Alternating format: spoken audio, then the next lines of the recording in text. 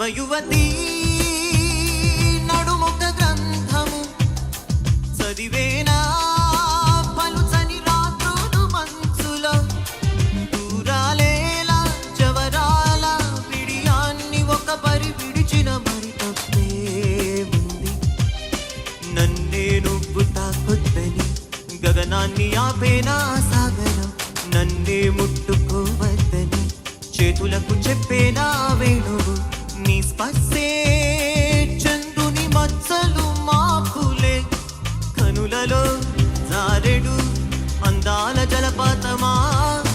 నన్నును చేరగా ఎందుకాలోచన, నీ తలపు తప్ప మరు ధ్యాస లేదు నా రోజా రోజా రోజా రోజా రోజా.